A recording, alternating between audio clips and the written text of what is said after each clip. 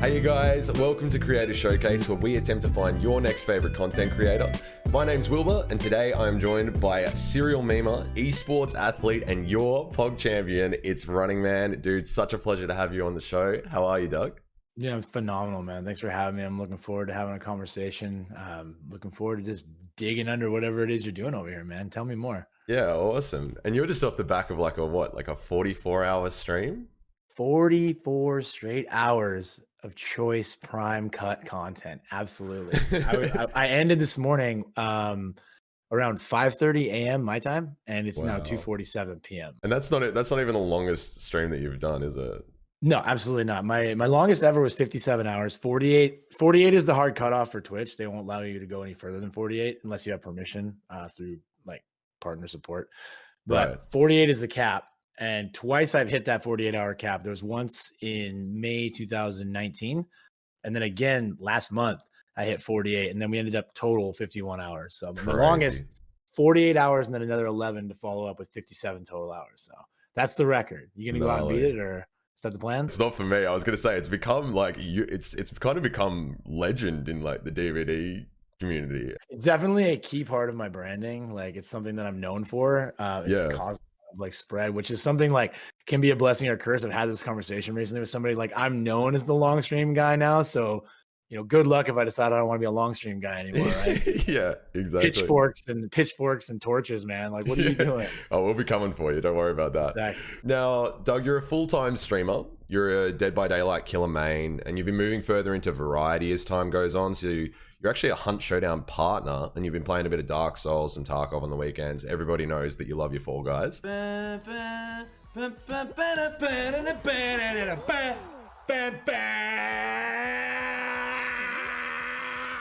How long have you sort of been streaming for in total, and where did this journey start for you? Okay, so I initially started like observing Twitch in 2014. Like that, I don't know for a fact. That's when my account was created, and I may have known about it before that. I don't honestly like this. Remembering back that far is difficult when you become as old and weathered as I have. But I think I discovered in 2014. That was because of World of Warcraft. I was a huge fan of World of Warcraft. Huge World of Warcraft arena player. Like, I was a ratings pusher. I was a min-maxer. I was all about it. Right. So when I found out there were people out there way better than me broadcasting their content, I was like, hell yeah, let's go check these guys out. Let's see what they're about. So that was when I first discovered Twitch. And then I started watching streams. So I was on like back when Soda Poppin was a smaller streamer. He's 100, 200 average viewers, right? He was doing Druid arenas. I was like, this is my guy, right? Him and Sea-Doo, like those are a couple of names that pop up, Soda Poppin and Sea-Doo, as like point of contact inspiration when I first got into Twitch. So I started watching these guys, was playing a lot of arenas with my friends. And then I was like, this is where the dream began. Like the spark was far, right? Like, I'm like, okay, I want to be a streamer. But like back then, I was a lot different than I am now. Like, I wasn't comfortable in my own skin. I wasn't comfortable in my value. I was afraid. So for literal years, I daydreamed about streaming and never once like clicked start streaming. Never once like fired it up. Yeah, right. So 2016 rolls around. Heroes of the Storm is now the game that's kind of taken over for WoW for me. I was a WoW arena guy, right? And then now Blizzard's going to release a MOBA, and I'm like, let's go. Let's check this out. So I've been playing that game since alpha beta. And that was the game that I first like had enough passion for that I'm like, yo, maybe I could broadcast this on Twitch and make content. So late 2016 was my first ever stream. Like, I became a streamer in late 2016 streaming MOBA, or Blizzard's Hero of the Storm MOBA. So that was the beginning. I wasn't working, so I had complete focus on streaming. So for a solid 6 months, I had convinced myself I'm going to be a full-time streamer. And I'm going to be, and this is before the affiliate program was a thing. Yeah. There was absolutely no monetization for a brand new streamer, no way to monetize. Yeah, wow. Outside of a donation link. Yep. And so 6 months I'm plugging along, and I'm full of bad perspective, bad worldviews on streaming. Like my views on streaming were so broken. I had that whole like, oh, all I got to do is play video games and be funny. My friends think I'm funny, so I just do that on stream and I'll be rich soon, right? Like, I'm going to make it. Yeah. I'm going to get huge. And 6 months I plug away and nothing. I don't grow at all. I think I have 50 followers in 6 months. So what does a guy with a broken perspective on streaming tell himself? Like, oh, this isn't for me. I'm bad at this. So I just quit. Tried it. I failed. I'm done. I'll move on to something else. So Mm. that was it. 6 months of streaming. Boom. I'm out of there. I think I quit streaming. the average time for someone to stay on Twitch is like 3 months. So I was Yeah. going to say you're already double the average, and then you Right. had this Yeah. thought. And Yeah. then what happened after that? Because obviously you came back. Right. Yeah. So I blew it off and I went and I took 6 months off. I kept watching streams. I kept enjoying my favorite streamers, but I'm not a streamer. I told myself. So then in 2017, Friday the 13th, the game gets released. Mm. And I'm fresh into a divorce. Like I'm getting divorced. I've got all kinds of free time all of a sudden. And so me and the boys and the ladies and the friends, we're all playing Friday the 13th all the time. Right. Right. And I create this little network of friends and we all play Friday the 13th. That's a big game. It's a big lobby. It's a nine person lobby game. Yeah. Right. So we fill up lobbies. I've got a little community I'm building up without even realizing it of friends that play Friday the 13th. And so we're playing and I'm doing what I do, which is like being extroverted, being energetic, being ridiculous. And my friends are like, why don't you stream? And I'm like, well, I tried streaming and I sucked at it. And they're like, why don't you try again? Right. So well, why not? So I fire up a stream. I start streaming Friday the 13th. And right out of the gate, now I've built this little clique, this little group of people that are my friends that already like me for who I am. They think I'm funny. And so those people are in the stream and they're lurking in the stream. Yeah. And I don't know your familiarity with Friday the 13th, but that game was a content gold mine. Oh yeah, dude. I remember watching that like back it was 2016, wasn't it? Because I think I just finished uni, or maybe I was watching in 2017. I feel like it's 2017. Yeah, it's because I really started streaming in July 2017. Like really got heavy in streaming it in July 2017, and like by the end of the year it was dead. So yeah, right. You saw it, you watched it, you enjoyed it. So for me as a person, you got to take and you look at Heroes of the Storm as a content vessel. And then you look at Friday the 13th as a content vessel. And it's night and day. Heroes of the Storm is very structured, very 5v5, very much guy versus game, slack-jawed guy staring at his screen, clicking the mouse, right? Friday the 13th has all this variance. You have 9 different human beings that are saying different things. They're doing different roles. They're being different people. And I get a chance to take this person talking and me talking and slap it on a canvas and call it art. Yeah. Right. So the game made me like Friday the 13th will forever be the game that like I was able to be myself and be able to like kind of market who I am as a person and be like, this is me. This is my personality. Like I'm ridiculous. I say a lot of silly things. I laugh at my own jokes. I laugh at myself being bad. Like, and so, yeah, obviously like Friday the 13th was really exciting. It kicked me off, gave me an opportunity to stream and be entertaining, but it also created a lot of issues for me in the long term that I can explain to you because what do you mean by that exactly? So streaming Friday the 13th gave me an exaggerated picture of how good I was as a streamer. Okay. Because it was very easy to create content when I had a lot of other people to riff off of and take my natural back and forth, my natural ability to have a conversation and apply that to streaming. Right. So in Friday the 13th, phenomenal. Every night I could count on getting in and having people that were going to help carry my content along, push me along. Right. When I had to move away from that and I moved into a content vessel like Dead by Daylight, which was literally me, just you by myself on the spot, cams on, mics on, entertain me, dude. There were some issues there. So it created some growing pains. And this is, I speak on this a lot when I talk about smaller streamers and beginning streamers who lean a lot on collaborative content with their friends. Like it's great. It's great for getting comfortable on the camera. It's great for making content, but like Friday the 13th really burned me for a long time in that it gave me an exaggerated perspective of where I was as a content creator. When I started in 2018 in Dead by Daylight, I thought I was ready to be a full-time streamer and I had a lot of work to do on my content. A lot. Has it always been gaming for you? Like obviously you had a PC and everything prior to streaming and literally my entire life. My first ever memory of playing a video game, I was 5 years old. I was living in Cordova, Alaska. This is 1988. And my dad, who is, he's a blue collar business owner. Like he was a grocery guy.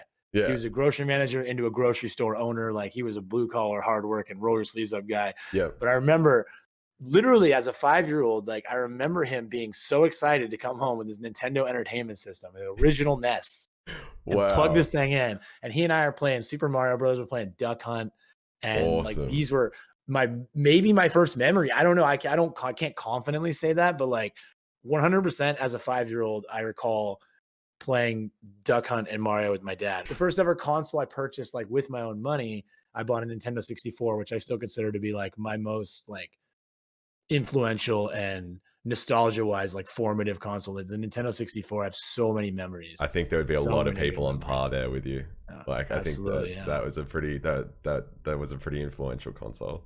Beloved console, right? So I Yeah. have that, which again, like is, part of my, and of course, like, I mean, I'm the kind of person, I don't like to limit myself. So I was always like a PlayStation, Xbox, Nintendo, you name it. I want to have all the consoles. I don't want there to be a game that comes out that I Mm. can't experience. So yeah, like as far as being a gamer, this is something that started when I was 5 and literally never left me. Like I was a gamer. I remember growing up playing video games. Like tons of my friendships were based almost solely around video games. Some of my best friends in the like life, the only reason we're friends is because we played World of Warcraft together, and like we formed these like lifelong bonds, playing World of Warcraft, doing random dungeons till 2 o'clock in the morning, being late to work the next day because we stayed up all night gaming. Like these are, Yeah, you know, for the sure. video games were the vessel, but like the relationships were super real and like maintained even to this day. So yeah, like I cannot extrapolate any harder on how important video games are to me. I am a full-time streamer now, full-time content, like streaming, YouTube, like that's what I do. This is my entire sustainable, every bit of my sustainability income relies on content.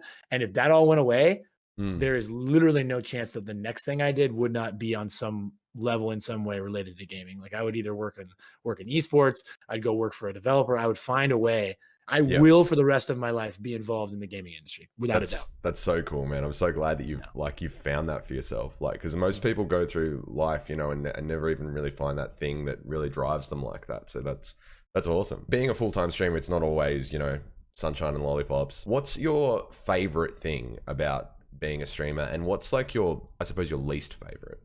All right, so favorite thing, I mean, God, it's so many things to choose from, but I mean, in all honesty, like it really comes down to like for me, like freedom.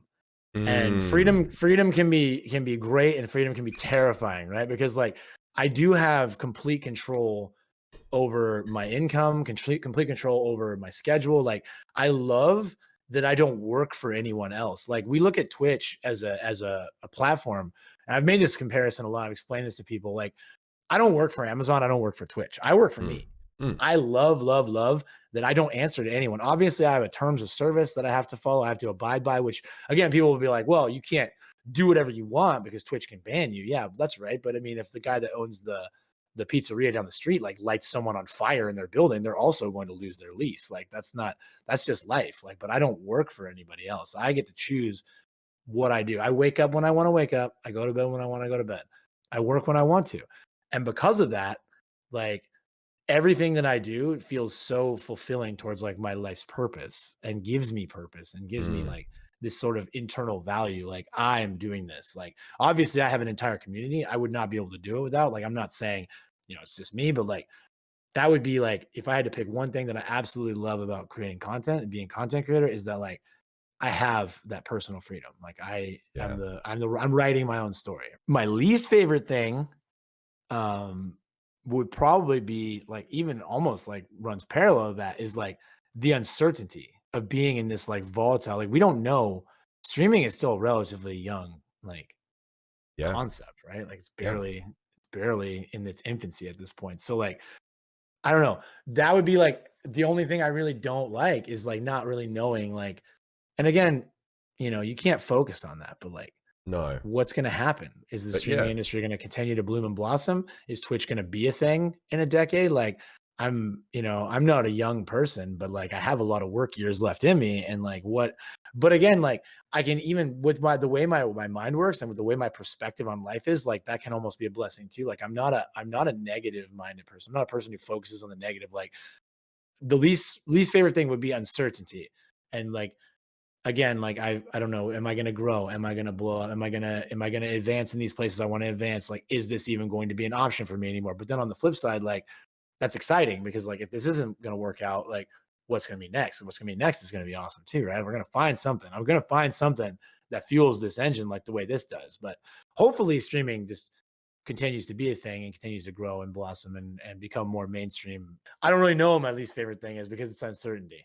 Right? Yeah, totally. And that's yeah, I think that you summarized that really well. And I think that's the same for a lot of, like, you know, from what I've gathered through this series and also just speaking to other people who are full-time streamers and things like that. I think that's fairly common across the board, you know, because it is sort of the one unifying quality, especially at the moment with, you know, the volatility of, you know, the MCA and what's going on with Twitch and, like, you know, is Amazon gonna continue to fund this? And like, we're in a weird time at the moment. Now you're a father. What do your kids think of you being a full-time streamer? I mean, it's funny because like so my kids, I have 2 biological children and then my girlfriend's son, who's like my stepchild. So I claimed 3 children. They're all very much plugged into content. Like they're growing up in a content age, right? YouTube, Twitch, everything's popping up. Fortnite is like took over the world while they were aware of it, right? Like, so yeah, of course. They all have their favorite streamers. They all have their favorite content creators. And like, yeah. So right out of the gate, like how cool is it, right? Fishing. You want to come fishing, Strange? I don't know. Hey guys, do you guys mind if Strange Soul Music, somebody that I met on the internet about half an hour ago, comes fishing with us tomorrow? Sure. We got one sure and one kid didn't say anything. Sounds like you're a go, dude. I got one sure out of the 12-year-old. The 14-year-old straight ignored me because he's 14. For me as a father and being a content creator, like I have this like passion for gaming. I understand gaming. I understand passion for gaming. I understand passion for content. So like for them, you know, they tell me stories about the kids that they hang out with and the kids that they meet. They're like, their parents literally don't get it. Like, why the hell are you watching other people play video games? That's weird, right? Yeah. So obviously, like as a parent, it's really cool to like to understand completely and to be able to, you know, share that with them. We're so much closer now. That's awesome. Such a close relationship. And being able to teach, this is another thing that I really love about it, is being able to teach them to be good internet people, which I don't think happens enough, right? Parents teach their kids, you know, how to treat other people in general, but I think that kind of goes out the window for a lot of people when you've got that anonymity. If you're gonna make sure your kid doesn't go and call somebody, you know, a terrible name at the grocery store, that'd be humiliating, right? Yeah, be humiliating. Right. And you're gonna teach that lesson right away. Or they grab something at the check stand, they slip in their pocket, and then you check with them, hey, what are you doing? And then you teach them a lesson. But when do they learn those lessons online? Yeah, that's a they really don't. Good point. So then guys like you and I who create content are now having to teach children how to behave on the internet, right? Because their parents aren't doing it. So for me, I'm able to get ahead of that and say like, look, I can teach these kids how to be healthy, well-adjusted members of online communities as well. We share passion for gaming. We watch streams together, play games together. It's just really cool. One quality that I think really kind of sets you apart from other streamers is like, I think everyone's seen it even today. Like you're very present. You can monologue really well. You're really entertaining to watch. I've been watching you for probably the past 7-8 months. Do you find it easy to access these qualities? Like, do you think it's just kind of part of your personality, or is this something that you had to work at? This is literally who I am as a person. Like, that's awesome. I appreciate all those compliments, by the way. Thank you. It's very kind of you. But this is who I am. Like, it's always been who I am. Growing up, I've always been like known as an extroverted person, a people person. I like to make relationships with people. I like to connect with people. I have a genuine quizzical interest in humanity. When I first started streaming and creating content, I tried so hard to like play a character. Like I wanted to be an actor. I'm an actor. I have to act like a streamer. And when I really found success, it was when I said, I don't need to be like anybody but me and just like be myself. And like these qualities I have like that are part of my fabric are like literally designed to be a content creator. Like that's having conversations, being excited about people, being excited about things, sharing excitement. Like that's what I am. That's who I am. Always been me. So yeah, I don't think you have to have that to be successful in content. We've seen a lot of content creators who do not have an extroverted, outgoing personality that have made success, but surely it helps me to create content, to be like just who I am naturally. I didn't have to teach myself to have a conversation. You and I have had some conversations about like content creation, probably in the early days of, you know, even us sort of coming across each other. And you spoke to me about your sort of catch fire moment on Twitch, as far as in the DBD realm goes, when you started doing like free killer requests. Yeah, And absolutely. that, along with, you know, the subathons and things like that, you kind of built up this reputation for yourself, and you started kind of working more into, like, I guess, whether it was conscious or unconscious, sort of became more niche, you know, because you're sort of, you're not just a generic DVD streamer. You're sort of becoming more of a brand that people are like, you're sort of known for something. Right. How much do you think that helped you, like, grow as far as, like, sort of finding a niche to slip into? Absolutely critical. Like, Yeah. my catch fire moment wasn't my real. Let me try and think of how I can go back and explain. I'll give you kind of the breakdown of where my growth like went and happened, and where my mindset went from a bad one to a good one. Yeah, But that'd be great. absolutely. And I smile when you were saying it, because I was thinking about when you were talking about just another streamer, and I was thinking, man, for so long I was a guy versus game. That's who I was. I was a DBD streamer. I wasn't me. I was a guy versus. I'm a guy sitting in his computer playing Dead by Daylight, responding to chat, and trying to grow that way. And what really made me click, and that was my catch fire moment, and I'll explain that, the request, but the idea behind that catch fire moment was really like my catch fire moment. I went to TwitchCon in 2018, and there I got a chance to meet with and talk to some extremely influential and big content creators in a one-on-one setting, and really learn. I went to a lot of panels. My panels, I was focused almost solely on ways to get better and to grow as a streamer. Like, where I wanted educational stuff. I wanted to go to these like small streamer panels, things where I could like learn how can I do better, because I wasn't growing. I told you about my exaggerated perspective of where I was as a streamer. I went full time in 2017 with a 30, 40, 50 concurrent viewer average, you know, maybe 100 subs. I don't remember anymore. I could go back and look. But my point is, I thought I was a big deal because I was near the top of the Friday the 13th directory every night, which dead directory, right? There wasn't really any big players there because the game didn't have a lot of life left in it. Yeah. But for me, I thought, oh, I'm here. And then I jumped to DBD, and boom, I'm in single digits. I'm a 5 to 8 viewer streamer. I'm back to having, you know, nobody in my channel and nobody saying anything. What the hell? This is what? Right? So obviously I grew naturally for a while, but without ever really doing anything to set me apart. I was just, like you said, playing DBD. I was playing this video game, and I was responding to chat. And then when I went to TwitchCon, I had a lot of conversations. I met with people like Puppers. I talked with people like Morph. I spoke about content and like what it meant to me. And like at some point, something in my head clicked that I need to know what I'm doing. I don't know what I'm doing. I'm just guy versus game. I'm a slackjaw guy like everybody else, playing the game and hoping for that one big raid to blow me up. And I did. I received, you know, everybody talks about the one big raid. I received my one big raid, and it went about as well as you'd imagine, because I didn't have a brand. I didn't have an identity. I was a guy playing a video game. My identity was I play lots of DBD killer and I'm a nice person. Congratulations. You're literally every DBD killer main on Twitch. Yeah. You're a nice guy who plays the game. You're telling me you're welcoming and you like having people in your chat? Wow, how unique, right? Oh, you'll say hello to me when I say hello. Wow, how unique. No, I didn't have anything.